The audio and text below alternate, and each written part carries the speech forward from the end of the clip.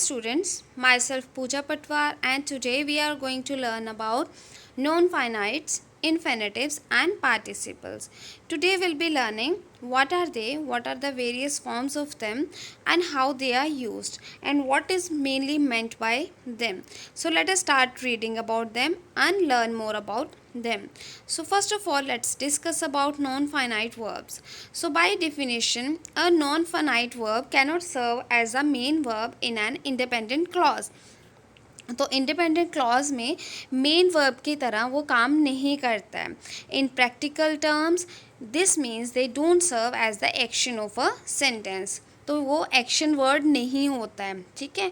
They also don't have a tense. उनका tense पे भी कोई असर नहीं होता है. ठीक है. अगर अब चाहे जो हमारा टेंस है वो चाहे पास्ट हो, प्रेजेंट हो या फ्यूचर हो, नॉन फाइनाइट जो वर्ब्स हैं वो क्या हैं, न्यूट्रल. ठीक है. उन पे कोई असर नहीं पड़ता, वो एज इट इज़ ही रहती हैं और एज इट इज़ ही यूज़ होती हैं. अब इसके 3 टाइप्स हैं. कौन कौन सी हैं? Gerunds, participles and infinitives. These are the 3 parts of the non-finite verbs. So let us learn more about them. So gerunds. Gerunds all end in ing. तो लास्ट में उनके क्या लगा होता है? ing. जैसे स्विमिंग, ठीक है, रनिंग, प्लेइंग. ठीक है. ये क्या है? ये जिरंड है. Playing chess is my hobby. So यहाँ पे प्लेइंग क्या है? It is used as a noun. So gerunds act as like nouns and can serve as subject or object of sentences. तो sentences के subject या object की तरह भी वो काम कर सकती हैं. They can be created using active of helping verbs. तो इनको active या helping verbs यूज़ करके बनाया जा सकता है, create किए जा सकते हैं. जैसे I like swimming. Being loved can make someone feel safe. Do you fancy going out? Having read the book once before makes me more prepared. Often the doer of the gerund is clearly signaled. अब जब हमें gerund में क्या होता है, हमें ज़्यादातर क्या होता है, जो डूअर होता है, काम करने वाला है, तो वो पता चल जाता है. जैसे वी इंजॉयड सिंगिंग येस्टरडे. तो ठीक है, यहाँ पे क्या हुआ है? We enjoyed singing. तो किन्होंने इंजॉय किया सिंगिंग? हमने. तो ऑब्वियसली जिन्होंने इंजॉय किया वो उन्होंने ही गाया होगा. So that is we are cells sang. Tomas like eating apricots. अब उसको एप्रिकॉट खाना पसंद है, तो खाता कौन है? Obviously Thomas. ठीक है. So Thomas himself eats apricots. However sometimes the doer must be overtly specified. मगर कई बार क्या होता है, हमें जो डूअर होता है, काम करने वाला होता है, जो एक्शन कर रहा होता है, उसे स्पेसिफाई करना पड़ता है. Typically in a position immediately after before the non finite verb. तो ज़्यादातर उसको जब स्पेसिफाई करना पड़ता है तो वो ज़्यादातर नॉन फाइनाइट वर्ब से पहले किया जाता है. जैसे for example we enjoyed their singing. अब किसने गाना गाया? उन्होंने गाना गाया. Now it is mentioned here कि गाना उन्होंने गाया, एक्शन किसने? किसी और ने किया है. ठीक है. We were delighted at the Bianca being awarded the prize. तो किसको अवार्ड मिला? ब्यानिका को. ठीक है. So this is the thing that sometimes the doer must be specified. Next, now we'll be learning about participles. A participle is a form of a verb that is used in a sentence to modify a noun, noun phrase, verb और verb phrase. तो participle verb का ऐसा form है जिसको कि use किया जाता है noun, noun phrase, verb या verb phrase को modify करने के लिए. ठीक है. और तब ये क्या करता है? Then plays a role similar to an adjective और adverb. जब इसको नाउन फ्रेज़ या वर्ब फ्रेज़ को मॉडिफाई करने के लिए यूज़ किया जाता है, तो इसका रोल क्या हो जाता है? ये ज़्यादातर एडजेक्टिव और एडवर्ब की तरह काम करता है. ठीक है. It is one of the types of non finite verb forms. तो उनमें से एक है ये नॉन फाइनाइट वर्ब फॉर्म में से. अब there are 2 types of participles in English are traditionally called the present participle. तो इसके जो 2 टाइप्स हैं, एक तो है प्रेजेंट पार्टिसिपल, जैसे जिसके साथ मैंने बताया था आईएनजी लग जाता है. ठीक है, वर्ब के साथ. और दूसरा है पास्ट पार्टिसिपल, जिसको कि हम वर्ब की थर्ड फॉर्म भी बोल देते हैं. ठीक है। तो प्रेजेंट पार्टिसिपल में क्या होता है, आईएनजी लगा होता है। पास्ट पार्टिसिपल में क्या होता है, वर्ब की जो थर्ड फॉर्म होती है, जैसे written, sung, race. So these are the past participles. Then will be learning more about the present participle. Even though they look exactly the same, gerunds and present participles do different things. अब gerund की तरह लगती हैं, वही gerund और present participles दोनों एक तरह के लगते हैं, मगर इनका जो काम है वो अलग अलग है.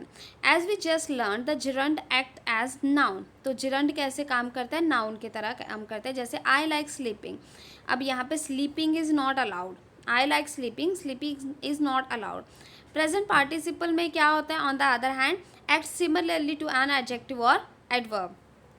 तो जो प्रेजेंट पार्टिसिपल क्या करता है, प्रेजेंट पार्टिसिपल एडजेक्टिव या एडवर्ब की तरह काम करता है. तो जिरंड किसकी तरह काम करता है, वेट या, सो जिरंड वर्क्स एज नाउन. ठीक है, इट वर्क्स एज नाउन. तो जो प्रेजेंट पार्टिसिपल है वो कैसे काम करता है, एडजेक्टिव या एडवर्ब की तरह. ठीक है. So this is the difference between two. एक के साथ बस लगता दोनों के साथ आईएनजी ही है, आईएनजी के साथ ही एंड होता है, मगर ये फ़र्क पड़ता है कि जो जिरंड है वो नाउन बनता है. ठीक है, नाउन की तरह काम करता है. जो प्रेजेंट पार्टिसिपल वो एडजेक्टिव या एडवर्ब की तरह काम करता है. The sleeping girl over there is my sister. अब देखो, girl is a noun. Here you can see कि गर्ल इज़ अ नाउन, तो गर्ल के आगे स्लीपिंग लगा हुआ है, so it's is working as adjective. The sleeping girl over there is my sister. Breathing heavily, she finished the race in first place. So यहाँ पे breathing heavily, तो ये एक तरह से एज एन एडवर्ब काम कर रहा है.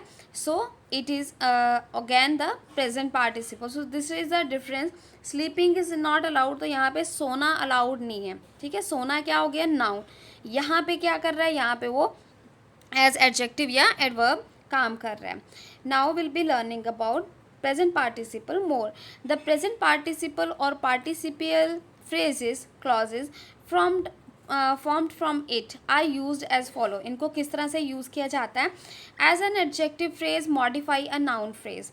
तो एडजेक्टिव जो फ्रेज है वो नाउन फ्रेज को मॉडिफाई करती है. जैसे the man sitting over there is my uncle. ठीक है, सो इसमें क्या कर रहा है, ये नाउन फ्रेज को क्या कर रहा है, मॉडिफाई कर रहा है. ठीक है, adverbially the subject being understood to be the same as that of the main clause. Looking at the plans I gradually came to see where the problem lay. He shot the man killing him. तो यहाँ पे ये क्या कर रहा है, एडवर्बली काम कर रहा है. ठीक है, broadly speaking the project was successful. अब यहाँ पे सेंटेंस को मॉडिफाई कर रहा है. Broadly speaking the project was successful. The present participle can also be used with the helping verb to form a type of present sentence, present tense. तो इसको present participle के साथ भी, पार्टिसिपल को हेल्पिंग वर्ब के साथ भी use किया जा सकता है प्रेजेंट टेंस या पास्ट टेंस बनाने के लिए. तो यहाँ पे क्या बन रहा है, मार्था वॉज स्लीपिंग. ठीक है, तो ये कौन सा टेंस बन रहा है, पास्ट टेंस. ठीक है, तो यहाँ पे वॉज लगा हुआ है, हेल्पिंग वर्ब लगा के इसके साथ क्या बन गया, पास्ट टेंस बन गया. तो इसको हम प्रेजेंट टेंस के साथ भी यूज़ कर सकते हैं. जैसे मार्था इज़ स्लीपिंग, तो इसको ऐसे भी हम यूज़ कर सकते हैं. ठीक है, now we'll be talking about the past participle.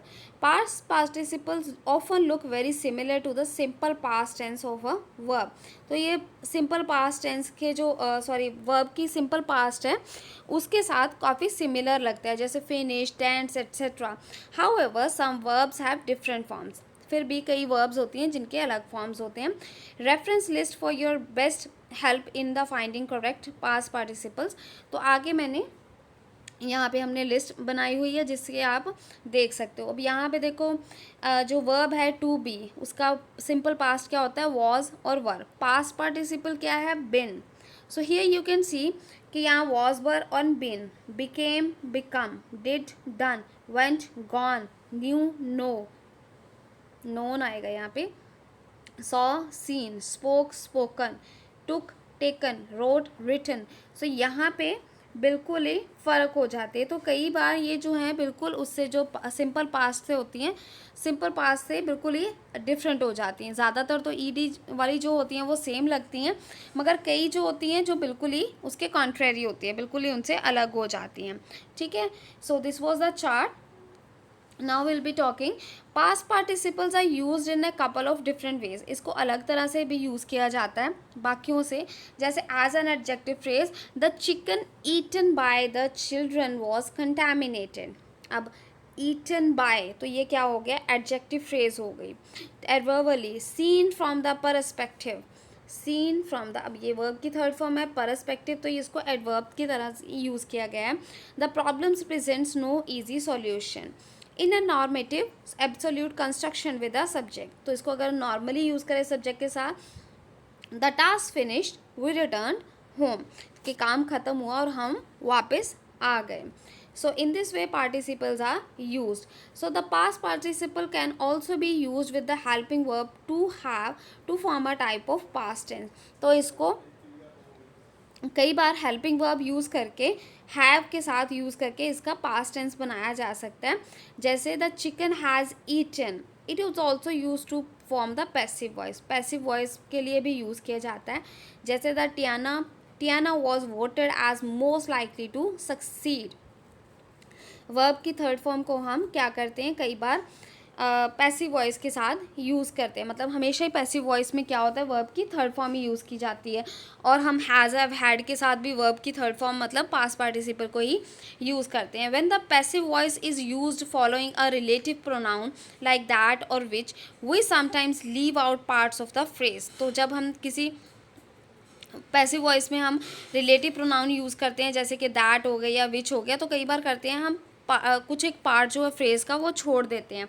जैसे we had 3 things that were taken away from him, he had 3 things taken away from him. तो यहाँ पे हमने क्या किया, यहाँ पे वर्ड को ओमिट कर दिया है. ठीक है, जब इसको निकाल लिया जाता है in second sentence, the we remove the words that were, तो ये इसको हमने रिमूव कर दिया यहाँ से.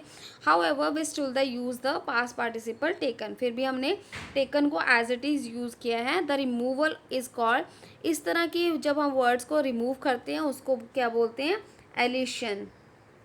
ठीक है, elision is use with a lot of different constructions in English. तो बहुत जगह इसको कंस्ट्रक्शन इंग्लिश में कई बार इसे यूज़ किया जाता है. हम क्या करते हैं, इसको ज़्यादातर इसीलिए यूज़ करते हैं ताकि सेंटेंस को शॉर्ट किया जा सके. और जब शॉर्ट सेंटेंस शॉर्ट हो गया मगर फिर भी वो समझा जा सके, मगर इसको कुछ एक सिचुएशंस में यूज़ किया जा सकता है. सो इसलिए इसको यूज़ करते हुए हम बहुत ज़्यादा केयरफुल रहना पड़ता है. Next is the infinitive is the basic dictionary form of a verb. तो बेसिक डिक्शनरी फॉर्म है ये. Usually preceded by to, when it's not it's called the bare infinitive. तो ज़्यादातर इसको क्या करते हैं, हम टू के साथ ही यूज़ करते हैं. जैसे टू डू या टू रन, टू प्ले. तो ये क्या होता है, इसको हम ज़्यादातर टू के साथ ही यूज़ करते हैं. जब इसको, मगर जब ये टू नहीं लगाते हैं तो इसको क्या बोलते हैं, bare infinitive. Thus, to go is an infinitive. There are several different uses of the infinitives. They can be used alongside verbs as a noun, phrase, as a modifier or in a question. इनको अलग अलग तरह से use किया जा सकता है. With other verbs, दूसरे verbs के साथ हम यूज़ करते हैं जब the to infinitive is used with other verbs. ठीक है, दूसरा के साथ यूज़ किया जाता है. जैसे I am to convince him of our plans in genuinity. You already know that he will fail to complete the task. You can also use multiple infinitives in a single sentence. Single sentence में बहुत बार हम use कर सकते हैं. जैसे today I play to run 3 miles, to clean my room and to update my budget. So एक ही सेंटेंस में कितनी बार ही टू इन्फिनेटिव यूज़ हो गया है. ठीक है, to run, to clean, to update, all 3 of these infinitives follow the verb plan. तो ये verb plan follow कर रहे हैं. Other verbs that often come before infinitives include want, convince, try, able and like. तो और जो verbs हैं जो infinitive से पहले आते हैं वो ये वाले words हैं. जैसे want हो गया, convince हो गया, try हो गया, able हो गया या like हो गया. तो मतलब इनके बाद क्या आता है, हमारी to के साथ infinity आती है, मतलब verb आता है.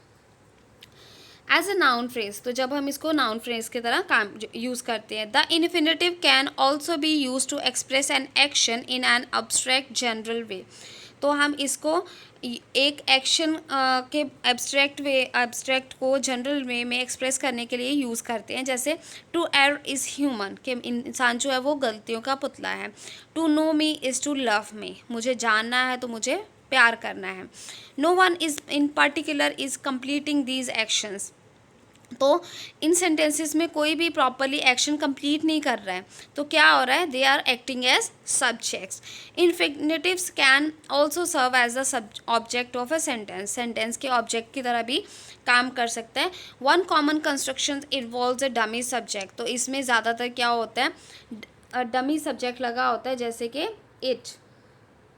तो कई बार ये नहीं होता है, कई बार होता भी है, तो डमी सब्जेक्ट को यूज़ किया जाता है। जैसे it was nice to meet you, तो जब हमारा जो इन्फिनेटिव है ये जब नाउन फ्रेज की तरह काम करता है, जब ये ऑब्जेक्ट में आता है तो क्या होता है, उसका जनरली सेंटेंस जो बिगनिंग में है वो सब्जेक्ट कौन होता है, इट। ठीक है, नेक्स्ट, एज अ मॉडिफायर, तो जब ये मॉडिफायर की तरह काम करता है। Infinitives can be used as an adjective, इसको एडजेक्टिव की तरह भी यूज़ किया जा सकता है। रिक्वेस्ट टू सी समवन, ठीक है, तो सी टू सी का यहाँ पे क्या हो गया, एज एडजेक्टिव है।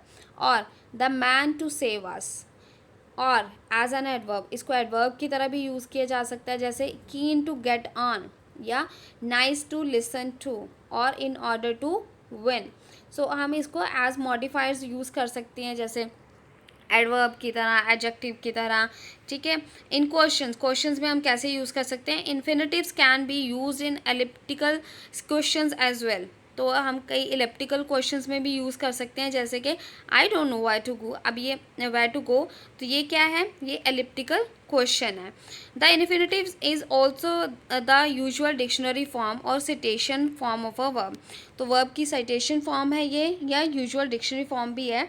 The form listed in dictionaries is the bare infinitive, तो जब उसको बिना उसके टू के लिखा जाता है तो वो बेयर इन्फिनेटिव्स है। तो डिक्शनरीज में कैसे लिखा होता है, आस्क की 3 फॉर्म्स, रन की 3 फॉर्म्स, तो ये जो है ये बेयर इन्फिनेटिव्स हैं। ठीक है, although the to infinitive is often used in referring to verbs और इन डिफाइनिंग अदर वर्ब्स, ज़्यादातर टू इन्फिनेटिव को हम वर्ब्स को रेफ़र करने के लिए या और वर्ब्स को डिफाइन करने के लिए यूज़ करते हैं।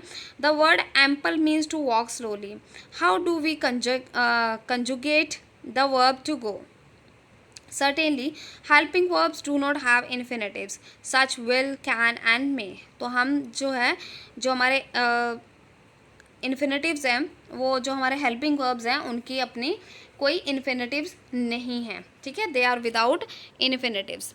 ठीक है, next, split infinitives, one of the biggest controversies among grammarians and style writers has been the appropriateness of separating the two words of the two infinitives as in to boldly go। ठीक है, तो अब क्या कर रहे हैं, वो इनको अलग करने की कोशिश कर रहे हैं। फिर कैसे कर सकते हैं कि वो सही हो, despite what a lot of people had declared over the years there is absolutely nothing wrong with this construction. तो मतलब कई सालों से ये हो ही जा रहा है कि ये कह रहे हैं कि इसमें जो कंस्ट्रक्शन है इसमें इनको अलग करने की ज़रूरत नहीं है। It is 100% grammatically sound, grammatically सही है ये। Part of the reason so many authorities have been against this construction is likely the fact that in languages such as Latin the infinitive is a single word. तो जैसे Latin language है उसमें क्या है, उसमें ये इन्फिनेटिव जो है वो सिंगल वर्ड है एंड कैनॉट बी स्प्लिट, इसको अलग नहीं किया जा सकता। However in English the infinitive और at least the to infinitive is 2 words. हमारी इंग्लिश में तो जो 2 इन्फिनेटिव्स हैं वो 2 वर्ब्स हैं, क्योंकि उसमें एक तो 2 है, एक हमारी वर्ब है। And split infinitive is a perfectly natural construction, और जो स्प्लिट इन्फिनेटिव है वो तो नेचुरल कंस्ट्रक्शन है, मतलब इनको हम अलग करके यूज़ कर सकते हैं। जैसे टू रन है, रन को अलग यूज़ कर सकते हैं। Now try to versus try and, अब क्या करते हैं, कई बार लोग जो करते हैं वो गलती कर देते हैं। वो क्या कहते हैं, जैसे I try and be there by 10 AM tomorrow. तो मैं कोशिश करूँगा और वहाँ पे 10 बजे तक पहुँच जाऊँगा। तो ये जो ट्राई है, ट्राई जो हमारा वर्ड है उसके साथ टू लगाना बहुत ज़रूरी है। Wait, sorry. तो जो हमारा ट्राई है इसके बाद हमारा ट्राई टू अंडरस्टैंड, ठीक है। अगर हम बोले ट्राई टू अंडरस्टैंड, अगर हम बोले ट्राई एंड अंडरस्टैंड, तो ये जो है ऊपर वाला पोर्शन जो है वो गलत है। ट्राई के बाद हमेशा टू इन्फिनेटिव फॉलो किया जाता है। So be very careful while using the word try. You can not use and after try. The bare infinitive. As we mentioned previously, the infinitive can sometimes occur without the word to. जैसे मैंने बताया था कि पहले जो हमारा कई बार infinitive जो है वो टू के बिना हो सकता है। The form without to is called bare infinitive, तो इसको बैर इन्फिनेटिव बोला जाता है। The following sentences both sit and to sit would each be considered as infinitive, तो इनको दोनों को इन्फिनेटिव ही कंसिडर किया जाएगा। जैसे I want to sit on the chair, other chair, I can sit here all day. तो इसमें जो है दोनों को इन्फिनेटिव ही मेंशन बोला जाएगा, टू सिट को भी और सिट को भी।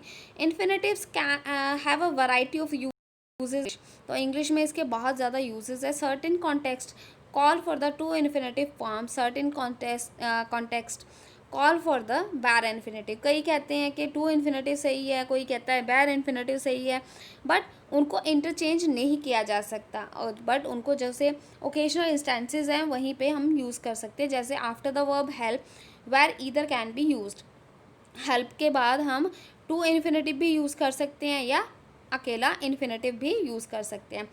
As we mentioned earlier, some verbs require the bare infinitive instead of the to infinitive. कई बार हमें क्या होता है कि हमें टू इन्फिनेटिव की जगह बैर इन्फिनेटिव ही यूज़ करना पड़ता है। जैसे does she dance, she doesn't sing. तो जब हमारा डू हेल्पिंग वर्ब लगा हो तो हमें क्या होता है, बैर इन्फिनेटिव ही यूज़ करना पड़ता है। Helping verbs that express tense, possibility or ability like will, can, could, should, would and might, ठीक है। The bears will eat you if they catch you. Lucas and Gerardo might go to the dance. You should give it a try.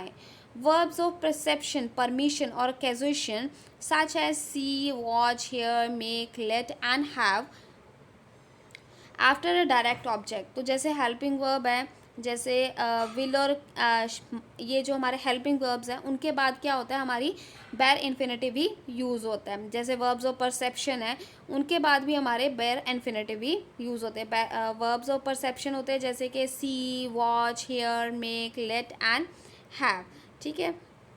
Next, the bare infinitive can be use as the object in such sentences. कई sentences में इसको हम object की तरह भी use कर सकते हैं। जैसे what you should do is make a list. It can also be use after the word why to ask a question. कई बार इसको हम सीधा वाई के बाद यूज़ कर सकते हैं क्वेश्चन पूछने के लिए, जैसे why reveal it. The bare infinitive can be tricky because it often looks exactly like the present tense of a verb. ये कई बार हमें प्रॉब्लम्स भी क्रिएट कर सकते हैं क्योंकि ये हमारे जो वर्ब्स हैं उनके प्रेजेंट टेंस की तरह दिखता है। जैसे look at the following sentences for an example. You lose things so often, you can lose things at the drop of a hat. अब दोनों सेंटेंसेस में हमने वर्ड जो है वो लूज यूज़ किया है, ठीक है। बट फर्स्ट सेंटेंस में क्या है, ये जो है हमारा प्रेजेंट टेंस वर्ब है, तो सेकंड में बट ये बैर इन्फिनेटिव है। सो हमें कैसे पता चलेगा कौन सा कैसा है, तो इसके लिए ईजीएस्ट वे क्या है, try changing the subject of the sentence and seeing if the verb would should change. तो आपने क्या करना है, ईजीएस्ट वे है कि सेंटेंस का सब्जेक्ट चेंज कर दो और उसके बाद देखो कि जो वर्ब है वो चेंज होगी या नहीं होगी। जैसे she loses things so often, तो अब यहाँ पे पहले वाले सेंटेंस में क्या था, यू था। यू के साथ क्या होता है हमारा प्रेजेंट टेंस में एस और ई एस का यूज़ नहीं होता है। Singular he, she, it and I, way, you, they and Plurals के साथ क्या होता है हमारा वो नहीं यूज़ होता है, ठीक है। और बट जो हमारे ही शी इट्स सिंगुलर्स होते हैं उनके साथ वर्ब के साथ एस और ई एस का यूज़ होता है। सो इससे हमें क्या पता चलेगा, वर्ब को चेंज करने से, सब्जेक्ट को चेंज करने से हमें पता चल जाएगा कि वो बैर इन्फिनेटिव है या प्रेजेंट टेंस है वर्ब का।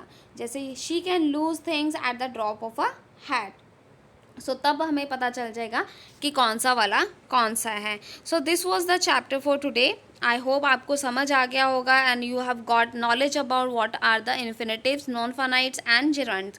So if you did, please do tell me in the comments. Thank you and have a nice day. Enjoy your day. Bye, take care. Have a lovely day.